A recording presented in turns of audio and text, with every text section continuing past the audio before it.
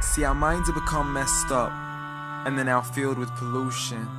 TV screens and magazines, we're beginning to look for a solution. Plastic surgery, diets and pills, but still not seeing any form of improvement. We've stacked up all these dollar bills, but still not sure what to do with them. We began to chase women and fornication to the point our girls don't even know whose baby she's carrying. We're so afraid of commitment, but have no problem with damaging. She has your kids now, but you're still not even contemplating the possibility of marrying.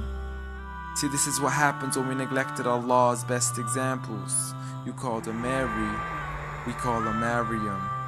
A woman who was perfect since birth, the best to walk the skies and the best to walk the surfaces of earth. The most exalted of all women, that's why she was dedicated an entire chapter in the Holy Quran, the final revelation in which there'll be none after. She was the best of all women, and to society she should be leading the way. I mean, that's why our women be dressing like her, because just like Mary, when Allah decrees something, we hear and we obey. See, Mary used to cover up. Despite everything they used to say, she would hide in hibernation, and to Allah she would pray.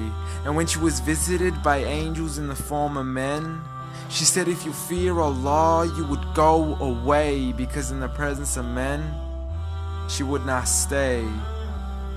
But anyways, today we're taught to be against segregation, before in support of all forms of liberation. To free yourself from the clothes that only lead to your degradation. Why do you gotta cover your face for? We gotta see your identification. But little do they know her identity's right there.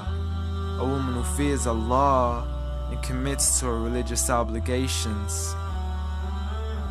See, I respect all women too, because that's what my religion teaches. To lower your gaze when you're walking, there's no need to check out every second woman's features. There's no need to even shake another woman's hand, because in reality, there's only one reason why a guy will be pleased to meet you. And you could go ahead and deny it, but don't blame me for stating the obvious. When the pornographic industry is worth billions, you still don't see where the problem is? Sex is embedded into society to the point we'll exploit it to merely sell a car. So you can act like this is all new to you, but you know for a fact how innocent we really are. I mean, just look at the simplistic way we're taught to dress. It's like if you dress less, then you're destined for success. You then force your women into heels and have the nerve to say that we oppress. You got it to dress up tightly, like it's an opportunity. But every time we lose our minds, it's like, see what these ladies do to me? But I'm not blaming it on the women, because we too have responsibility. Prophet Muhammad ﷺ said, the best of men is he who is best in his character, and the best of them is he who is best to his lady after he married her.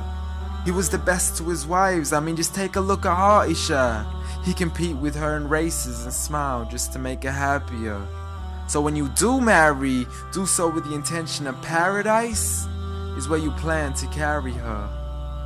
But before you plan to carry her to the altar, maybe you should alter your decision. Cause if the only reason you're marrying her is for the outside, then realize you're gonna be locked inside of a prison. For that reason, Prophet Muhammad ﷺ said, marry for 4: beauty, family, status, but most importantly, her religion. Because a woman without religion is a woman who could do with a bit of extra wisdom. We're meant to grow old together, mercifully, so we can be protected under Allah's supervision. But relationships are a mess, and there's no guarantees you're gonna be a survivor. So be kind to her, and know that Allah will be kinder. Be a man who stands in front, but also a man who can stand beside her. And if you're still looking for that good girl, don't go chasing after behind her. Rather search to find Allah first, for once you find Him, you're guaranteed to find her.